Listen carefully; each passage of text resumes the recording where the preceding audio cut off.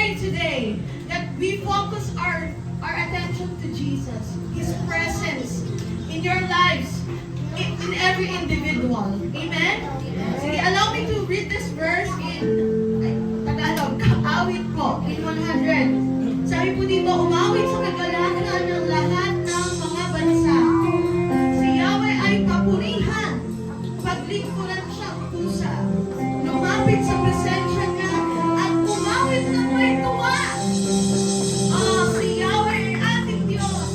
Ito'y dapat na malaman at tayo kanyang lahat. Tayong lahat nandiyan lang. Lahat tayo bayan niya at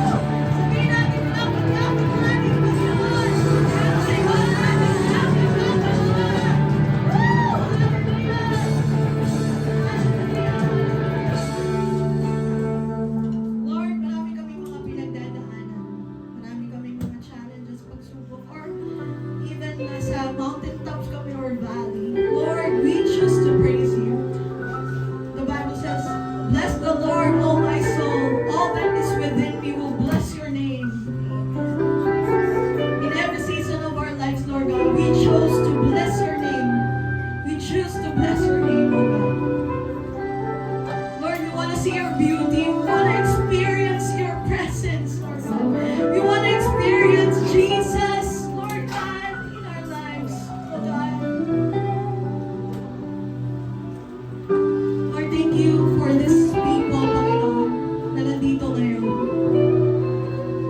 I pray, O God, na ikaw ang mag-meet ng kanilang pangangailangan, Lord God. As we celebrate you today, Jesus, Lord, naniniwala kami, you said it to your word, no eye has seen, no ear has heard, the good that the Lord has prepared for those who love Him. Amen. Sino po dito nagmamahal sa Panginoon? Sino po dito ang nag-expect sa Panginoon? Amen. Today, receive the blessing coming from the Lord. Receive your miracles. Receive your healing. It comes from the Lord alone. Di natin kaya, but Him, our Jesus, our Savior, the God of the breakthrough, can do miracles in your lives. Amen? Hallelujah. Oh, pakitaas mo na yung mga kamay at ating sabihin, papuri sa iyo, Panginoon. Sa iyo ang dapat ka. Yes, sa pangalan ni Jesus. Amen. Amen. Ayan. Ako po na po ang bawat isa sa atin at ngayon po ay dadako na po tayo sa ating pagmimigay. Okay. So, paano po sa ating pamimigay? Ayan, the usual po yung unahin ko po muna yung ating mga sobre, nandun po sa likod, and mamaya-maya lang po ay pwede po natin ihulog dito yung ating mga tithes and offering. Pero kagaya po, meron po isang verse na nais ko lamang po basahin para sa bawat isa. Sabi po dito sa Mateo 7 verse 7, humingi kayo at kayo'y bibigyan, humanap kayo at kayo'y makakatagpo, kumatok kayo at kayo'y pagbubuksan, sapagkat ang bawat humihingi ay tatanggap, at ang bawat kumakatok ay pagbubuksan. Ayan, at ang bawat kumakatok ay pagbubuksan. So, ganun din po sa ating Panginoon, no? Naniniwala naman po tayo na ang ating Lord, siya po ang ating great provider. Amen? Amen. At dahil po siya ang ating great provider, inaalok din po tayo ng ating Panginoon or pinaanyayahan niya po tayo, kagaya po na lagi natin binabasa, na i-test natin siya sa pamamagitan din po ng ating pananalangin sa Kanya. Yung ating pagsasabi na, Lord, ikaw yung mag-provide ng pangangailangan ko. Lord, inaasahan ko na ito yung gagawin mo sa akin. At sabi ng Panginoon, isa sa Kanyang mga pangako, pag tayo humingi, tayo ay pagbibigyan. Pag tayo ay humanap, tayo ay makakasumpong. At kapag tayo kumatok, ang Lord pagbubuksan niya. Kagaya ng sabi niya sa kanyang salita, pagbubuksan niya ang dulungawan ng kanyang langit at ibubungo sa atin ang kanyang mayamang pagpapala. Amen? Amen. Kaya sa umaga pong ito, tayo po ay magbigay na ating kaloob at handog sa ating Panginoon. Bago po yun, ipanalangin na po muna natin ito. Panginoon, maraming salamat po sa umagang ito. Salamat sa buhay ng bawat isa, sa handog at kaloob na aming ibibigay ngayon. Lord, alam mo yung pangangailangan namin, alam mo yung mga pagsubok na meron ng bawat isa sa amin, yung problema namin higit sa lahat sa aming pinansyal. Pero Lord, salamat. Salamat kasi sabi mo sa iyong salita, ikaw ang magbubukas ng pinto ng blessing para sa amin, Panginoon. At ibubukas mo sa amin, ibibigay mo sa amin ang iyong pagpapala, Lord God. Sabi mo rin sa iyong salita, you will bless us according to the richness of your glory, O Lord. Kaya Lord, naniniwala kami, ano man yung aming ibibigay ngayon, Lord God, ibabalik mo to sa amin ng siksik, liglig at umaapaw, Lord God, kagaya, Lord God, ng nasasabi sa iyong salita. Maraming salamat po, purihin ka at sambahin, Panginoon, sa tanging pangalan niyo na si Jesus. Amen. Magsitayo po tayo lahat at buksan po natin ang ating mga Biblia sa ikalawang Timoteo, Kapitulo 3, talatang 15 hanggang 17. Mula pa sa pagkabata, alam mo na ang banal na kasulatan na may kapangyarihang magbigay sa iyo ng karunungan tungo sa kaligtasan sa pamamagitan ng pananampalataya kay Kristo Jesus. Ang lahat ng kasulatan ay kinasihan ng Diyos at kapakipakinabang sa pagtuturo ng katotohanan, sa pagsaway sa kamalian, sa pagtutuwid sa likong gawain at sa pagsasanay para sa matuwid na pamumuhay, upang ang lingkod ng Diyos ay maging ganap at handa sa lahat ng mabubuting gawain. Maaari na po tayong paupo. Good morning. Ngayon po ay Bible month actually. Ito po ay buwan na kung saan buong bansa ay sineselebrate taon-taon every month of January ang Biblia. Kung saan pinapalagahan po nila ang kahalagahan po ng banal na kasulatan. na reschedule lang po yung pamimigay ng mga Biblia, kaya po hindi po natuloy kanina at saka po ngayon. Pero pagka po ito ay naiayos po natin, even sa month of February, muli po pupunta dito ang Friends of Jesus para mamigay po sila ng Biblia. Tayo po ay bibigyan ng oportunidad na magkaroon ulit ng libre ng Biblia para basahin at maging daan sa pagbubulay. So ang paksa po natin ngayon sa huling pagkakataon ay may kinalaman po dito. Ang pamagat po ng atin pong ang mensahe ni Lord ngayon ay ang salita ng Diyos ay mabuting balita. Sabihin nyo nga, ang salita ng Diyos ay mabuting balita. Ang salita ng Diyos ay mabuting balita. Sa English po ay the Word of God is good news.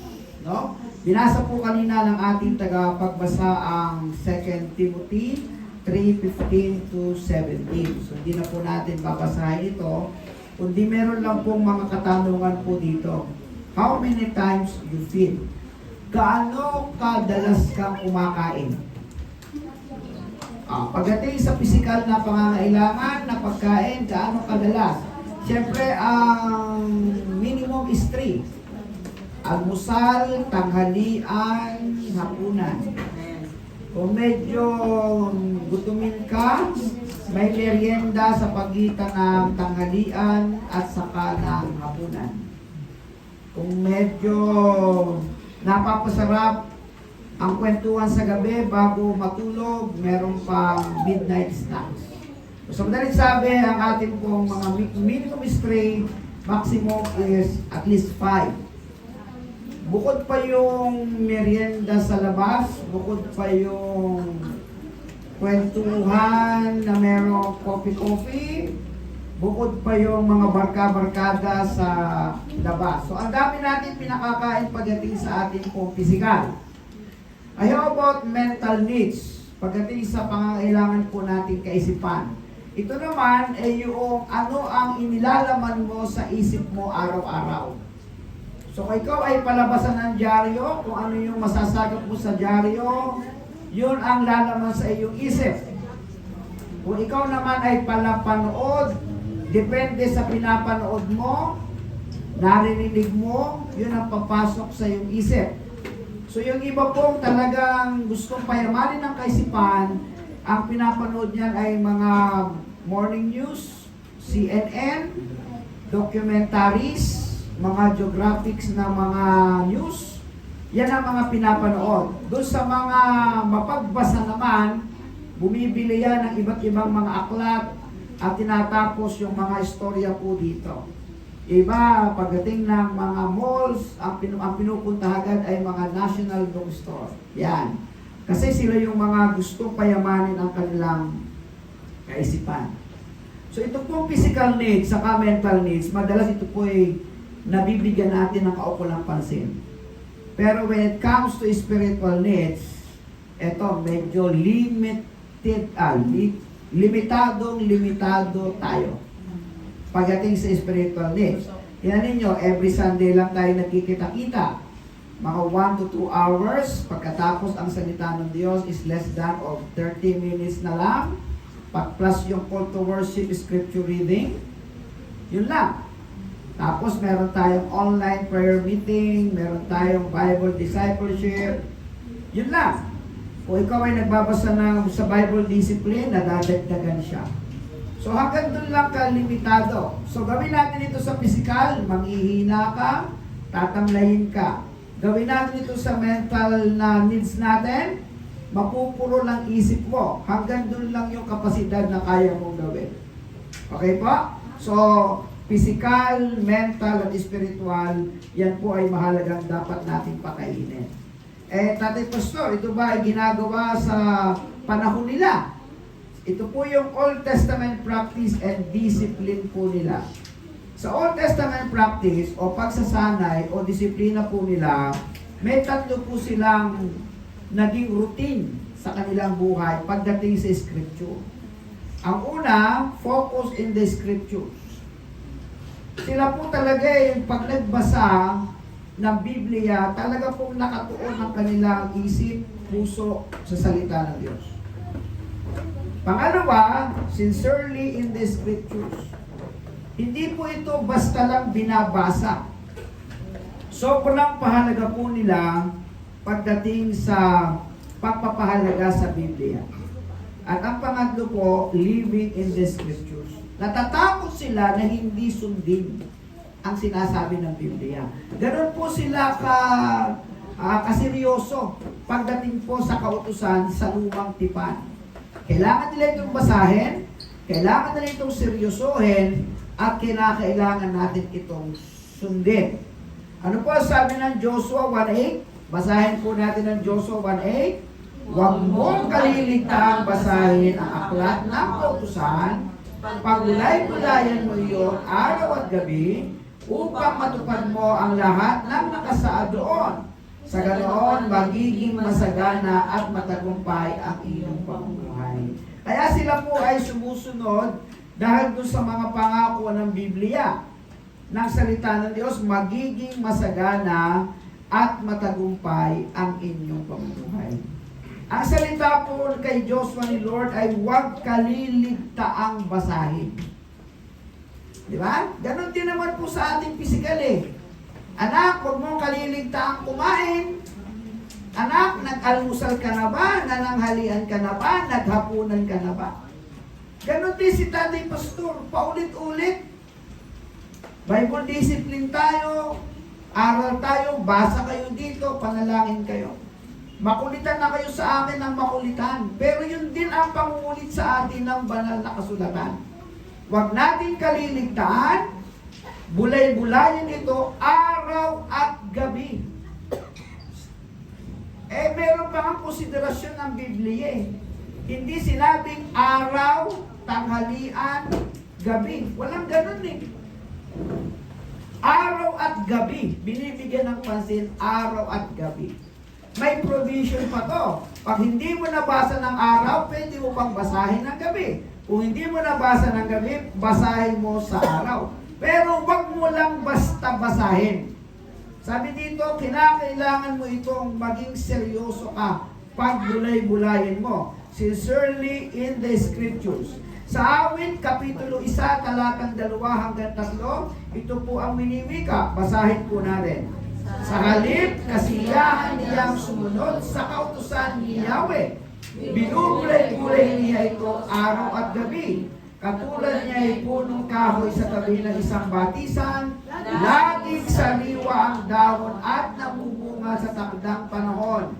Anuman ang kanyang gawin, siya ay nagtatagumpay. Buhay mo yan, buhay ko yan. Kapag inyo pong nakikita sa araw-araw po ninyo ang sigla ng inyong buhay, pagkagising pa lang, sa maghapon, magandang balitaan pag nagsama-sama, ito ay malaking indikasyon na ikaw ay palagi ang nakababad sa salita ng Diyos. Kasi yun ang nagiging gabay mo. Yun ang nagiging inspirasyon mo. At ang sabi dito, para kang puno na ugat ay gabad sa tabing batisan, anumang panahon, palaging namumunga at sariwa ang dahon. At anuman ang kanyang gawin, siya ay nagtatagumpay. Ito po yung mga babad sa salita ng Diyos. Ito po yung ang gabay sa araw-araw ay ang salita ng Diyos. Ito yung lagi may paalala sa kanya, huwag makakalimutang manalangin, magpasalamat, magpuri. Kasi ito yung nababasa niya sa salita ng Diyos. Well, in fact, sa Deuteronomy chapter 28, the whole chapter, dalawa lang po pinag-uusapan yan. Kapag ikaw ay sumunod sa salita ng Diyos, pagpapala ay darating. Kapag ikaw naman ay hindi sumunod, sumpa naman ang darating. Kaya nung panahon nila, nakatatak yun sa isip nila. Ang ginhawa ko, ang pagpapala ko ay nasa sa pagyakap sa mga pangako ng ating Panginoon. So, ganoon sila kapusigino. Paano naman po sa panahon ng ating Panginoong Hesus? Sa New Testament practice and discipline, ito naman siya. Una, mismo si Jesus ay nagutos. Jesus commanded. At mismo si Jesus ang salita. Jesus is the Word. At mismo si Jesus ang kumilala ng salita ng Diyos. Si Jesus ang nag-utos na basahin ang salita ng Diyos. Si Jesus mismo ang salita at si Jesus mismo ang kumilala sa salita ng Diyos. Sa John chapter 1 verse 1, ito ang sinabi. Basahin po natin. Nang pasimula ay narona ang salita ay kasama ng Diyos, at ang salita ay Diyos. Sino tinutukoy na Diyos dito? Juan Kapitulo 1, talatang 14. Basa, naging tao ang salita at nanirahan sa piling namin. Namin ang kaluwalhatiang tunay sa Kanya bilang kaisa-isang anak ng Ama. Siya ay puspos ng kagandang loob at ng katotohanan. Sipin ninyo, pag nagbasa kayo ng salita ng Diyos, si Jesucristo mismo, buhay niya, buhay ng kasaysayan ng Diyos sa panahon ng lumang tipan, ang binabasa ninyo. Kaya napakasagrado po nito. Kaya ang tawag po dito ay magandang balita, Biblia o banal na kasulatan. Kasi siya mismo yung salita. Ang bawat salita ng Diyos ay kumakatawan, nagre-represent sa Diyos Ama, sa Diyos Anak, at sa Diyos Espiritu Santo. Bakit mo ito isa sa isang tabi? Bakit hindi mo siya babasahin? Bakit hindi mo siya papahalagahan? Noong panahon po namin, mas malaki pa dito ang Bible, mas makapal. Kinikilig namin sa aming ginigiling ganyan, hindi kami nahihiya na ilanta. Pagkatapos nauso yung Bible na medyo pocket size ang dating. Lumiit, hindi na ito napapansin. Maliliit na, kaya na ilagay sa bulsa. Tapos yung pocket size na pwede nang ilagay sa likod. Unti-unting nakatago, unti-unting nahihiya ng ilabas ito. Hanggang dumating ang salita ng Diyos, nasa Facebook na, naka-apps na sa inyong cellphone. Lalo nang hindi ito nakita. Di ba? So, ibig sabihin, imbis na magiging bold ka o ikaw ay matapang, pagdating dito, nalilimitahan sa ating pong panahon ngayon. Pero ang J.H. Amos family na nagsisimula pa lang, wag po tayong mabihasa na ang Biblia ay hindi po natin pinapansin o pinapahalagahan. Isang beses, ang Panginoong Hesus sa kanyang kasaysayan ay nag-ayun ng 40 days and 40 nights. Matthew chapter 4 verse 4. Siyempre, kung ikay gutom, ang iisipin mo pagkain agad. Kahit anong pwede mo kainin, kakainin mo. Pero dito, itinaas ng Diyos na meron pang mas mahalaga kaysa pagkain. Mismo si Jesus ang siyang nagsalita nito. Basahin po natin. Ngunit sumagot si Jesus, nasusulat, hindi lamang sa tinapay nabubuhay ang tao, kundi bawat salitang nagmumula sa bibig. Amen. Kasi ang material, temporary, pansamantala. Pero ang salita ng Diyos, everlasting. Hindi lang panlupa ang salita ng Diyos. Meron siyang pangako sa kabilang buhay. Pero lahat ng bagay na material, bahay, kasangkapan, pagkain, dito lang yan sa lupa. Tama? Pero ang salita ng Diyos, dala-dala natin sa ating puso. Ang pananaw ay hindi lang panlupa, ang pananaw ay hindi lang pansamantala, ang pananaw ay hindi lang kasalukuyan. Ang pananaw niya ay pangwalang hanggan. Sa lupa, hanggang sa langit, hanggang makasama natin ang ating Panginoon. Okay? Sa Lucas Kapitulo 4, talatang 17, ang Panginoong Hesus ay mahilig din dumalo sa mga templo at pag siya'y dumadalo sa templo. Alam niyo ba mismo si Jesucristo po ay nagbabasa ng salita ng Diyos. Lucas 4:17, sabi dito, at ibinigay sa kanya ang aklat ni Propeta Isaias, binuksan niya ito sa dakong kinasusulatan ng ganito. So, para siyang pastor, tatayo sa pulpito ng templo, pagkatapos magbubukas siya ng mga aklat para basahin sa mga makikinig sa kanya. At kung meron po isang magandang halimbawa po dito ay si Pastor Timoteo. Ito po ay disipulo po ni Apostol Pablo. At si Pastor Timothy ay lumago sa Biblia. Grew in Bible study. No? Yung pagtuturo ng Biblia one-on-one. Talagang lumago sila sa pagdidisipulo. No? Darating ang panahon ay mawa one-on-one kayo sa akin. No? Doon sa nakikita ko na porsigido na maglingkod sa Panginoon, na talagang may puso talaga para makatuwang sa ministry, na katulad po nito, kagaya ni Pastor Timoteo, one-on-one siya ni Pablo, kaya siya po'y lumago sa Bible study. Also grew in Bible teaching, sa mga aral sa Biblia, at lumago din siya sa Bible training. Ang tanong, sino nagsanay sa kanya? Maliban kay Apostol Pablo. Alam niyo ba ang nagsanay sa kanya? Yung lola niya at saka yung nanay niya. Ala? With his grandmother Loida and Mother Eunice. Yun po ang nagturo. Kay Pastor Timoteo, yung Lola Loida niya at yung Mother Eunice niya. Kaya nakakatuwa yun? Oo. Kaya lang nung panahon na yun, gustong-gusto ni Timoteo mag-aral. Hindi siya naaabulo. Kaya malamang hindi talaga si Ato Loida ang pinag-uusapan dito. Lola Loida. Okay, nung panahon na yun. Okay, 2 Timothy 1:5-10. Sabi dito, basahin natin.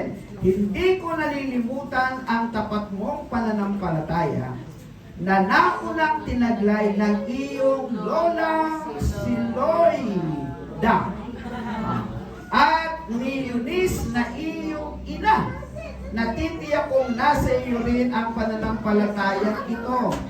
Dahil dito, ipinapaalala ko sa iyo na pag-alapin mong muli ang kaloob na ibinigay sa iyo ng Diyos, na ipatong ko sa iyo ang aking mga kamay, sapagkat ang Espiritong ibinigay sa atin ng Diyos ay hindi Espiritu ng kahinaan ng loob, kundi Espiritu ng kapangyarihan, pag-ibig at pagpipigil sa sarili. Kagabi po ay nasa 18th birthday kami ng isang napakamataling na pamilya na naging kababata ko sa Lucena City na napunta na ng Baliwag, Bulacan. Ang tatay po nila doon, si Pastor Carlito Macali, ang naging rason kung bakit ang pamilya Manalo ay nakakilala sa Panginoon. Taong 1980. O, di ba? So, tuwing siya ay magkakaroon ng kakwentuhan, hindi mababanggit kami. Kasi kami kwento ng kanyang kasaysayan.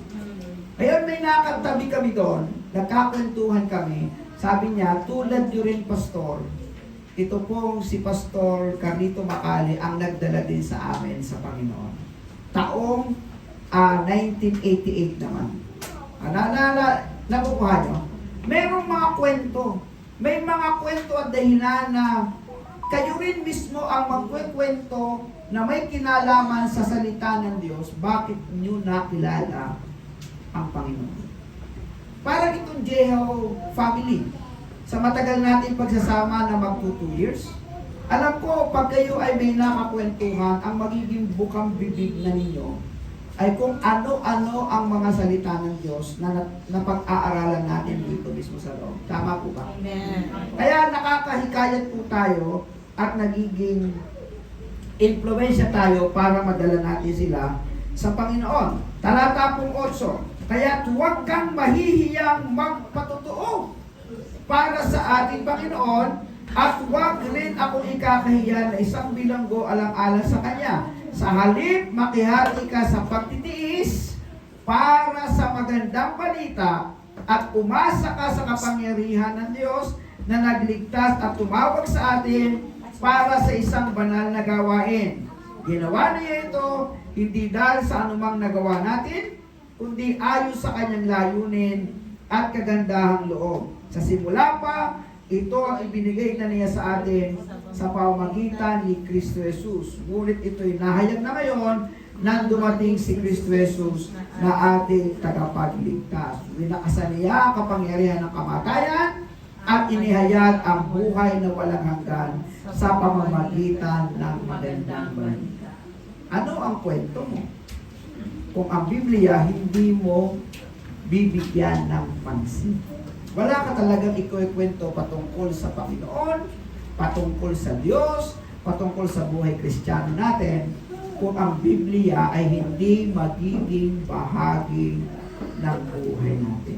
Kaya napapalitan yung mga salita natin na salitang kanto, salitang pamura, salitang walang kabuluhan, napapalitan yung ating bibig ng mga salitang maayos, mabuti, makabuluhan kapag ang salita ng Diyos palagian natin binabasa. Nasasama, di ba? Nasasama sa kwentuhan ang salita ng Diyos. Alam mo, kaibigan, kakilala, kapatid, kamag-anak, ito ang sabi ng salita ng Diyos. Nasasama. So, nagiging makabuluhan ang bawat salita ng Diyos. Kaya sabi ni Apostol Pablo kay Timoteo, Timoteo, huwag mong kalilimutan yan. Ha? Huwag mong kalilimutan ng lahat ng nangyayari sa iyo ay may kinalaman sa pamamagitan ng mabuting balita. So, ano ang naging dating o impact ng salita ng Diyos sa buhay ni Timoteo o sa buhay niya? At ito yung isa na mahalagang pag-uusapan natin. Ang una, ipinaliwanag ni Apostol Pablo that God is the entire Word of God. God knows the entire words of God. Ang lahat ng kasulatan ay kinasihan ng Diyos. God is in the entire Word of God. O yun pala siya. Ang Diyos ay may kinalaman sa salita ng Diyos. Kung niyong iisipin na ito'y basta lang sulat kamay, mga letrang nilimbag lang ng tao. Eh talaga naman tao ang naglimbag nito. Tama ba? Talaga naman tao ang naglimbag nito. Pero yung kanyang nilimbag at saka yung naglimbag nito ay kinasihan ng Diyos. Ibig sabihin, may kinalaman ang Diyos sa salita na nililimbag ng mga taong ginagamit ng Panginoon. Kaya sabi sa talatang 16, ang lahat ng kasulatan ay kinasihan ng Diyos. Kaya sobrang banal nito. From cover to cover, banal po talaga ang aklat na ito. Ilang beses na ito kinatep na sunugin, pagbawalan, pero magpahanggang ngayon, ang banal na kasulatan ay sumasa atin.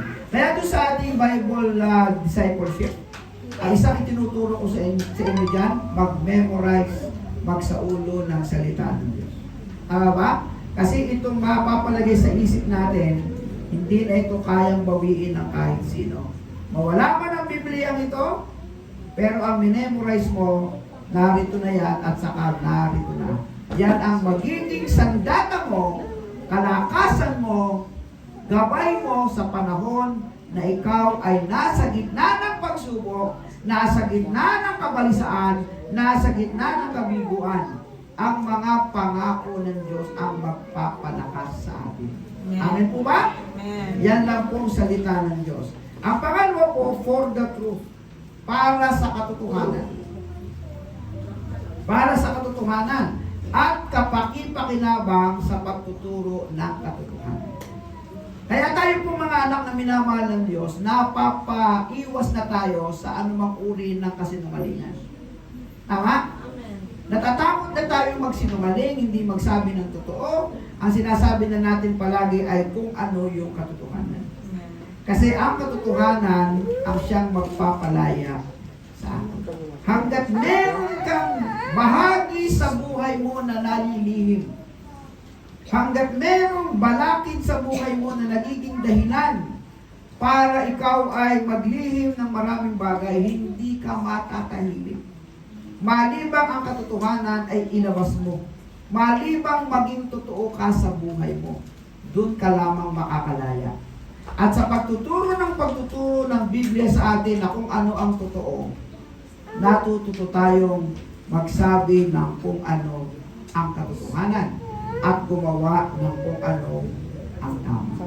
Tama ba yan? Amen. Okay. Ang pangatlo po ay for correction. Pagtutuwid sa pagsaway sa kamalian. Kaya nung tayo ay maging anak na minamahal ng Diyos, lalo yung ating mga estudyante, di ba? Hindi na kayo nangongopya?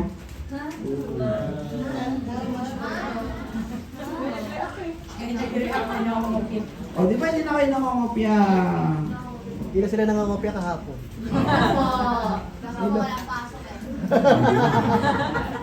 At hindi na rin kayo nagpapakopya. Dahil yung kokopya sa inyo, for sure, bagsak din. For correction, nagsasaway siya sa anumang bagay na mali. Kaya kayong mga kabataan, nanay o tatay, naiintindihan na natin kung ano yung bagay na makabulo, hindi na tayo talaga sasama sa kanila. Amen ba yun? Amen. Hindi na talaga tayo mapipilit nilang sumama sa mga gawaing mali. Kasi ang salita ng Diyos, pag binabasa mo, wala siyang ituturo sa inyo, kundi yung mga pwede nating gawing ipamuhay na tama. Kaya pag nalaman natin yung mga bagay-bagay na katotohanan ng tama at kayo ay merong nagkaroon, kumbaga meron kayong nakausap o mga grupo na dadaling kayo sa kamalian, hindi na tayo mabigyan ng pagkakataong sumama. Bakit? Kasi ang salita ng Diyos ang siyang nagtatama sa atin. Sino sa inyo kapag nagbasa ng Biblia ay parang tinatamaan? O di ba pare-pareho tayo? Nagbasa tayo ng Biblia, parang ako to ah. Nagbasa tayo ng Biblia, parang nakakakonsensya naman. Wala namang kaalam-alam ang Diyos sa akin, pero pagbukas ko ng Biblia, parang ako ang kinakausap ng Diyos. Sa pananalangin, kausapin niyo ang Diyos. Pero kung gusto niyo malaman ang mensahe ng Diyos sa iyo, basahin mo ang Biblia. Sa Biblia mo matutuklasan ang lahat ng gustong sabihin ng Diyos sa iyo araw-araw. Parang sabihin nyo, parang istorya lang ito, parang kasaysayan lang ito. Basahin mo ulit. Basahin mo ulit. Basahin mo ulit. Makakasumpong at makakasumpong ka dyan ng mga salita ng Diyos na magtatama sa iyong buhay, sa iyong kamalian, dadaling ka sa katotohanan. Tama? At yan ang iyong ipamumuhay. So pag nakita mo to, isulat mo sa notebook, Bible discipline mo yan. Yan ang magiging baon mo sa isip mo, baon mo sa puso mo, magdadala sa iyo sa pagsabay sa kamalian, magdadala sa iyo kapakinabangan sa pagtuturo ng katotohanan. At ang pangatlo pa ay for righteousness, sa pagtutuwid sa likong gawa. Kaya sa atin, hindi na baling pumila ka, huwag ka lang maglagay. Naunawaan nyo, ang hirap talaga sa kalooban natin yan. Ang hirap sa kalooban natin ng mga anak ng Diyos na minamahal ang makompromise. Di ba? Lalo sa mga driver natin, pag nahuli, wala eh. Huwag lang maabala, talagang maglalagay at maglalagay. Tama ba yun? Which is alam natin hindi tama. Ngayon, ang pinakamaganda niyan, bago umalis, tiyakin ninyong ayos lahat. Para kahit anong question sa atin, wala silang masasabi. At hindi tayo mako-compromise. Sa umpisa, talagang mahirap.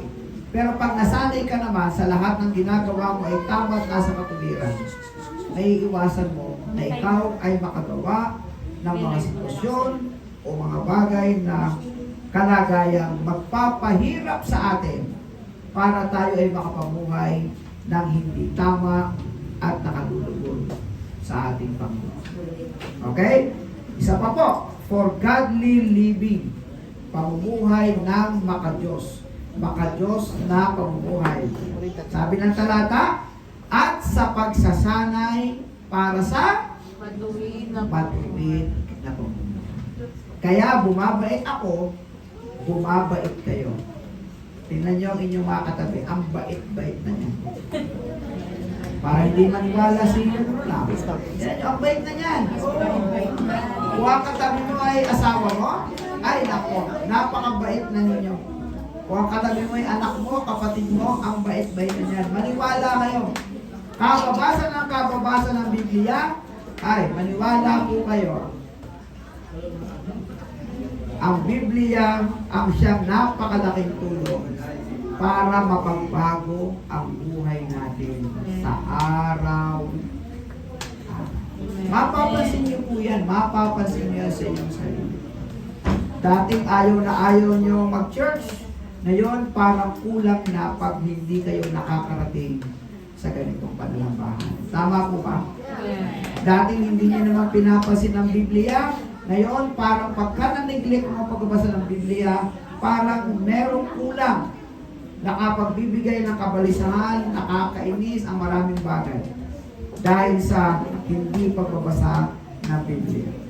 Alam niyo po ba na ang Biblia nagtuturo ng katotohanan, nagtatama ng kamalian, at nagtutuwid sa mga likong gawain, at nagsasanay para sa matuwid na pamumuhay? Alam niyo po bang ito po ay layunin po ng Diyos para ihanda tayo for preparation, para ihanda tayo bilang lingkod ng Diyos.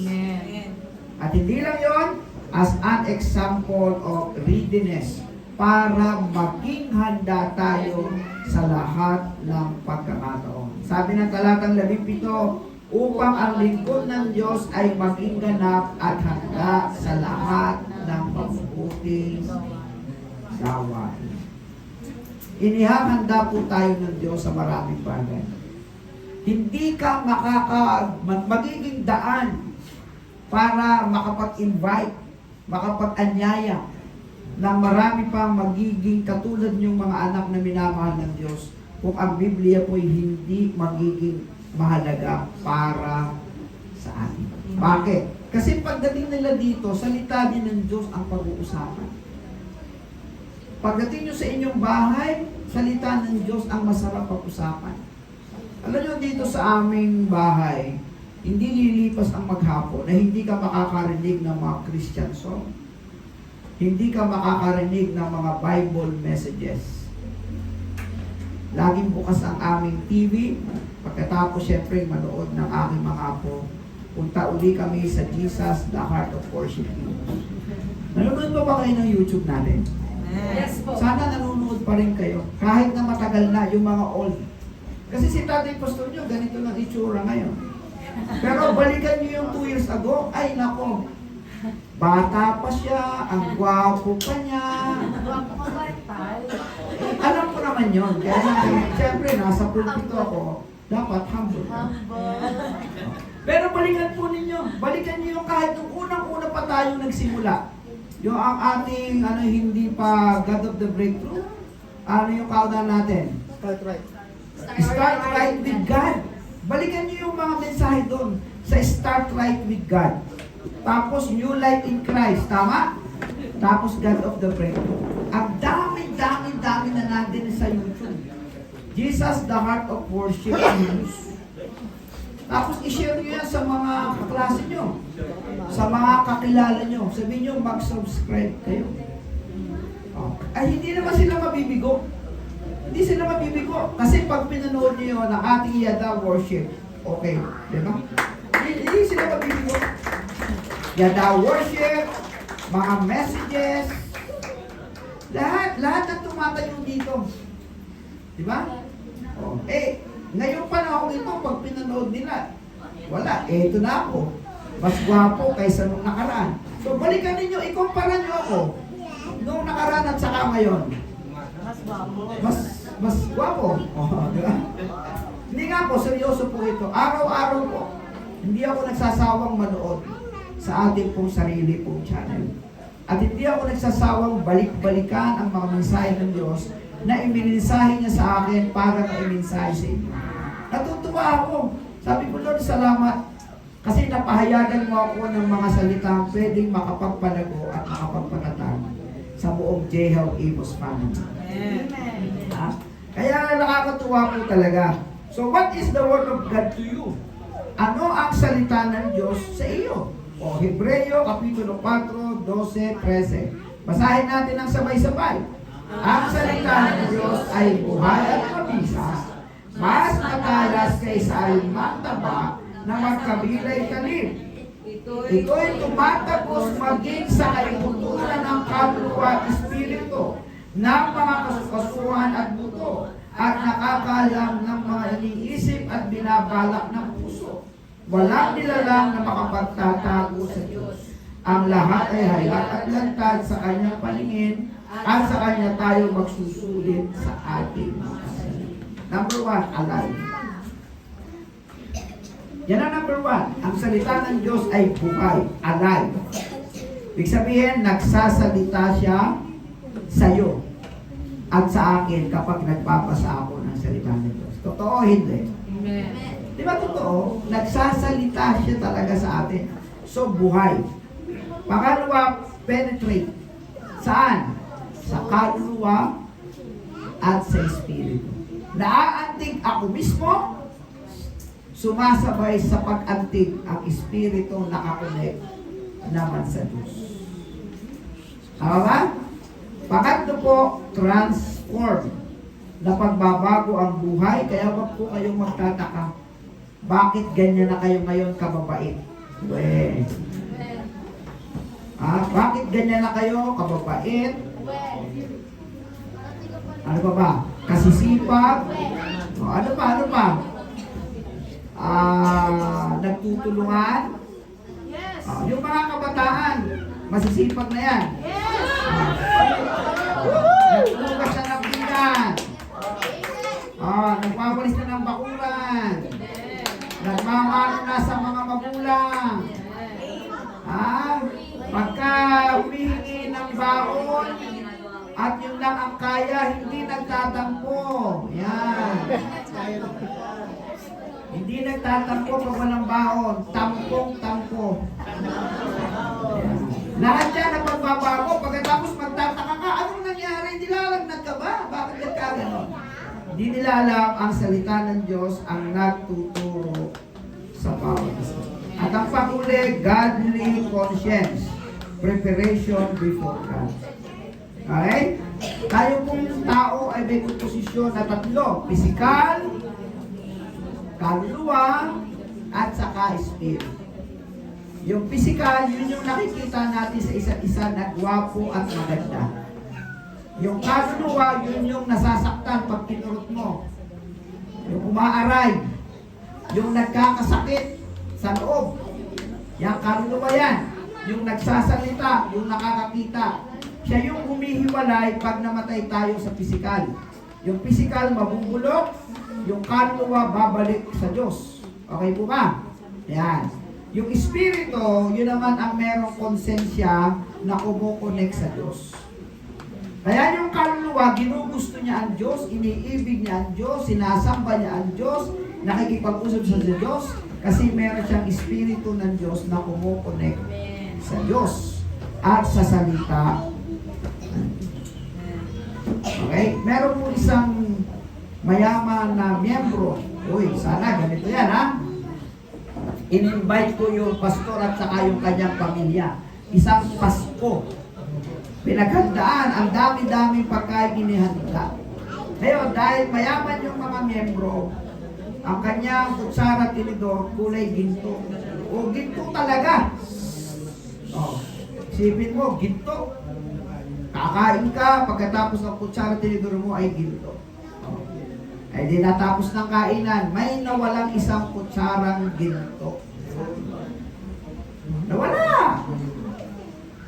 Yung mag-asawa nagtatanungan, si pastor lang ang kumain doon sa platong nawala yung kutsara.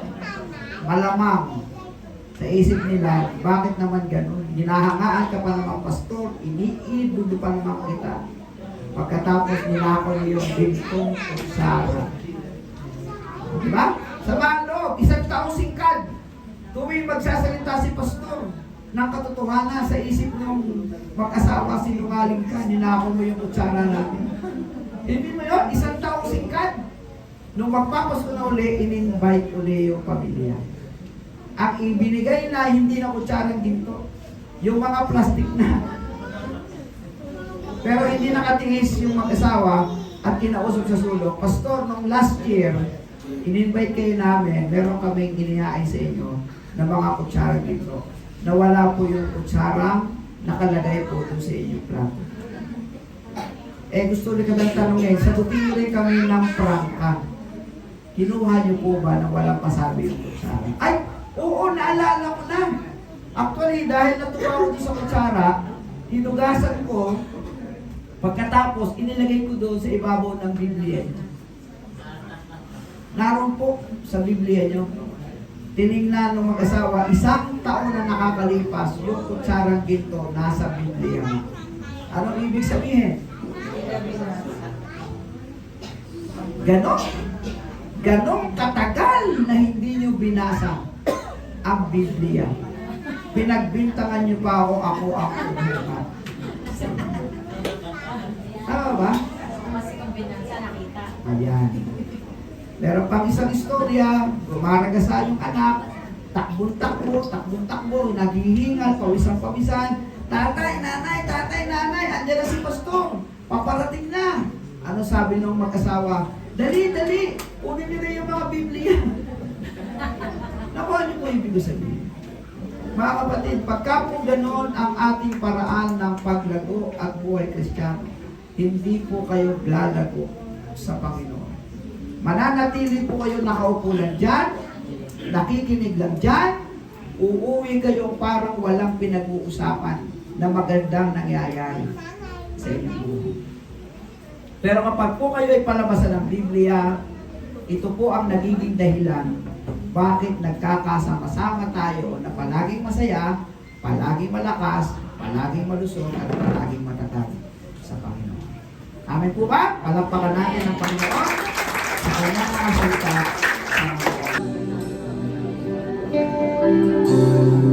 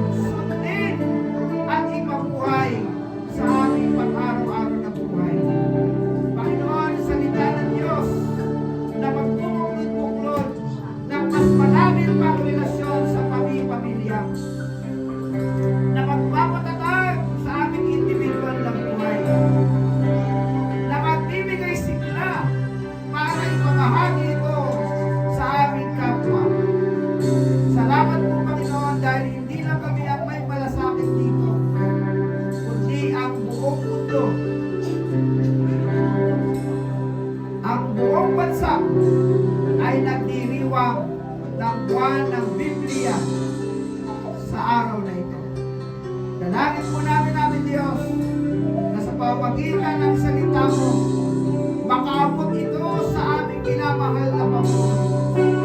Vice Pangulo, mga konsehan po namin, mga senador, congressman, mga mayor, mga barangay captain, at lahat ng mga sangguniang konsehal, sangguniang barangay na konsehal, Panginoon, mga